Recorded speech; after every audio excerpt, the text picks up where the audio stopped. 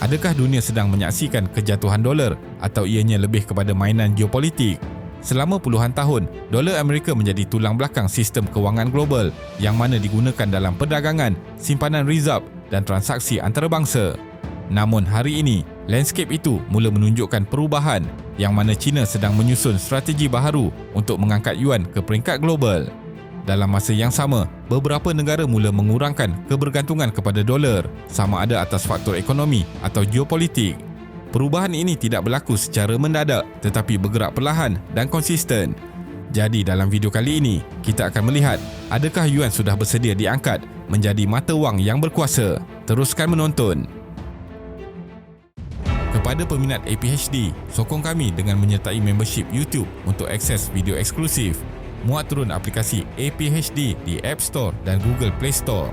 Untuk faham bagaimana China cuba menggantikan atau sekurang-kurangnya mengurangkan dominasi dolar, kita perlu faham dulu kenapa dolar begitu dominan.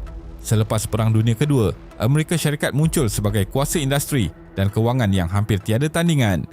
Melalui perjanjian Bretton Woods, dolar diangkat sebagai mata wang utama global. Mata wang negara lain akan bergantung kepada dolar dan ketika itu, dolar sendiri disokong oleh emas.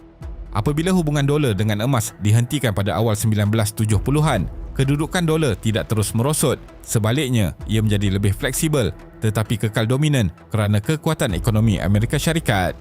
Negara-negara pengeluar minyak pula menerima dolar sebagai standard pembayaran minyak yang mana melahirkan sistem petrodolar. Sejak dari situ, sesiapa yang mahu membeli minyak dan komoditi utama secara besar-besaran perlu mempunyai dolar. Inilah asas kepada hegemoni dolar. Dalam sistem inilah China mula bangkit. Apabila China berkembang menjadi kuasa ekspor dunia, kilang-kilang di Shanghai, Guangzhou maupun Shenzhen menghasilkan barangan untuk pasaran global dan kebanyakan bayaran yang diterima adalah dalam dolar. Akibatnya, rizab asing China melonjak hingga mencecah trilion dolar dengan sebahagian besarnya disimpan dalam bon kerajaan Amerika Syarikat dan aset berasaskan dolar. Di satu sisi, ini memberi China kekuatan kewangan yang besar. Tetapi di sisi lain, ia juga menunjukkan betapa China masih terikat dengan sistem dolar.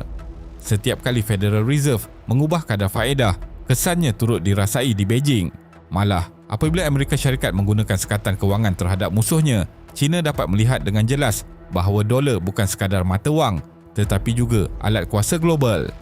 Krisis kewangan global 2008 menjadi titik penting yang membuka mata banyak pihak. Kejatuhan institusi kewangan di Amerika Syarikat merebak ke seluruh dunia dan menggoncang keyakinan terhadap sistem sedia ada. Walaupun dolar masih kekal sebagai mata wang utama, China mula melihat satu risiko besar iaitu terlalu bergantung kepada mata wang negara lain.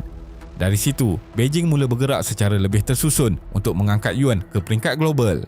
Matlamatnya bukannya untuk menggantikan dolar secara mendadak, tetapi untuk membina satu alternatif yang cukup kuat supaya China tidak lagi terlalu terikat atau mudah ditekan oleh sistem yang dibentuk oleh negara lain.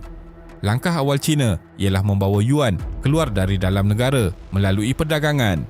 Kerajaan membenarkan syarikat mereka menggunakan yuan dalam urus niaga import dan ekspor yang mana tidak lagi bergantung sepenuhnya kepada dolar. Pada masa sama, Bank Pusat China membuat perjanjian pertukaran mata wang dengan negara rakan dagang. Ini membolehkan negara tersebut mendapatkan yuan secara terus untuk berdagang dengan China tanpa perlu simpan dolar terlebih dahulu. Sementara itu, Beijing juga mula membuka pasaran kewangan mereka sedikit demi sedikit kepada pelabur asing. Tujuannya adalah jelas, supaya yuan bukan sekadar digunakan untuk perdagangan tetapi juga disimpan sebagai aset jangka panjang. Pengiktirafan besar datang apabila dana kewangan antarabangsa memasukkan yuan ke dalam bakul mata wang rasmi yang dipanggil Special Drawing Rights (SDR). Ini meletakkan yuan sebaris dengan dolar, euro, pound sterling dan yen sebagai mata wang rujukan global. Sejak itu, semakin banyak bank pusat mula menyimpan yuan sebagai sebahagian daripada rizab mereka walaupun jumlahnya masih kecil. Namun, dari sudut persepsi, langkah ini cukup penting kerana ia mengangkat yuan daripada mata wang serantau kepada mata wang yang diiktiraf di peringkat global. Di peringkat operasi harian, perubahan boleh dilihat dalam statistik pembayaran dan perdagangan.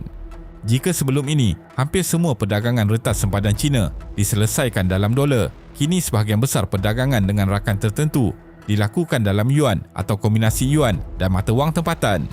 bahagian yuan dalam sistem pembayaran global masih jauh di belakang dolar, tetapi meningkat daripada hampir sifar kepada beberapa peratus dalam masa tidak sampai 2 dekad. Dalam ranking mata wang paling aktif digunakan untuk pembayaran rentas sempadan, yuan kini berada dalam kelompok teratas di mana mengatasi banyak mata wang popular yang lain. Dari perspektif strategi, setiap peratus kenaikan bermaksud sebahagian kecil ruang dominasi dolar sudah diisi oleh mata wang Cina. Salah satu contoh yang sering digunakan untuk menunjukkan bagaimana yuan mula mencabar dolar ialah hubungan China dengan Rusia. Selepas Rusia dikenakan sekatan kewangan besar-besaran oleh Amerika Syarikat dan Eropah susulan konflik Ukraine, banyak bank dan syarikat Rusia hilang akses kepada sistem dolar dan euro. Dalam keadaan ini, ia menjadikan Moskow semakin rapat dengan Beijing. Perdagangan antara kedua-dua negara meningkat ke tahap tertinggi dan yang lebih penting, mata wang yang digunakan juga berubah. Kini, sebahagian besar urus niaga dilakukan menggunakan yuan dan rubel, bukan lagi dolar. Di pasaran kewangan Rusia, yuan kini menjadi mata wang asing yang paling banyak digunakan mengatasi dolar. Dari sudut China, ini menjadi bukti bahawa yuan mampu berfungsi sebagai alternatif khususnya bagi negara yang terkeluar daripada sistem kewangan barat. Walaupun begitu, kes Rusia juga menunjukkan bahawa menggantikan dolar bukan sesuatu yang mudah. Rusia beralih kepada yuan bukan semata-mata kerana ia lebih stabil atau lebih dipercayai, tetapi kerana akses kepada dolar dan euro sudah ditutup. Bagi kebanyakan negara lain yang tidak dikenakan sekatan, dolar masih kekal sebagai pilihan utama dan sebenarnya ada sebabnya. Pasaran kewangan Amerika Syarikat sangat besar dan aktif yang mana membolehkan pelabur keluar masuk dengan mudah. Bon kerajaan Amerika Syarikat pula dianggap antara aset paling selamat di dunia. Selain itu, sistem undang-undang dan kewangan di Amerika Syarikat dilihat lebih telus dan mudah dijangka walaupun ianya masih tidak sempurna. Sebaliknya, yuan masih berdepan beberapa kekangan. Antaranya ialah aliran wang dikawal ketat, kerajaan banyak menentukan nilai mata wang dan kadar faedah serta pasaran kewangannya belum benar-benar terbuka. Menyedari hal ini, China tidak hanya bergantung kepada perdagangan dan pelaburan semata-mata. Mereka turut membina sistemnya sendiri dalam dunia pembayaran antarabangsa. Di rantau seperti Asia Tenggara, China memperluaskan penggunaan rangkaian kad seperti UnionPay serta kerjasama pembayaran QR rentas sempadan. Ini bermaksud orang ramai boleh berurus niaga terus tanpa perlu menukar kepada dolar terlebih dahulu. Walaupun nampak kecil, perubahan di peringkat harian ini boleh memberi kesan besar dalam jangka panjang kerana semakin kurang transaksi bergantung kepada dolar, semakin berkurang pengaruhnya dalam sistem kewangan global. Selain itu, China turut menggunakan kedudukannya sebagai pengimport minyak terbesar dunia untuk mengembangkan konsep petro-yuan. Selama ini, kebanyakan perdagangan minyak dibuat dalam dolar, menyebabkan permintaan terhadap dolar sentiasa tinggi. Oleh itu, China mula menggunakan kelebihan ini untuk berunding dengan negara pengeluar minyak dengan menawarkan pembelian jangka panjang yang dibayar dalam yuan. Negara yang menerima yuan pula mendapat kelebihan, termasuk akses lebih mudah ke pasaran China dan peluang pelaburan. Walaupun dolar masih dominan dalam pasaran minyak global, kemunculan urus niaga minyak dalam yuan menunjukkan satu perkara penting, iaitu pengaruh petrodolar tidak lagi sepenuhnya mutlak. Dari sudut teknologi, China juga bergerak ke hadapan melalui pembangunan yuan digital atau ECNY. Dalam jangka pendek, ia sebenarnya membantu kerajaan mengurus aliran wang dalam negara dengan lebih cekap. Namun dalam jangka panjang, ECNY berpotensi memudahkan transaksi antarabangsa tanpa perlu bergantung kepada sistem pembayaran barat. Jika teknologi ini disambungkan dengan sistem negara lain, ia boleh membuka laluan baharu di mana urus niaga berlaku tanpa melibatkan dolar, sebaliknya melalui rangkaian digital yang dibina oleh China sendiri. Dengan semua perkembangan ini, wajar untuk kita bertanya, adakah dolar sedang diganti oleh yuan? Jawapan yang lebih tepat, bukan diganti, tetapi pengaruhnya semakin berkurang. Dolar masih kekal dominan, cuma ia tidak lagi memonopoli seperti dahulu. Dari segi angka, dolar masih jauh mendahului dalam Reserve Bank Pusat, pembayaran global dan pasaran kewangan. Manakala yuan pula, walaupun semakin meningkat, masih berada pada tahap kecil dalam kebanyakan ukuran utama. Namun, perubahan besar dalam sistem kewangan biasanya tidak berlaku secara tiba-tiba. Ia akan berlaku dengan secara perlahan-lahan melalui perubahan kecil yang berterusan.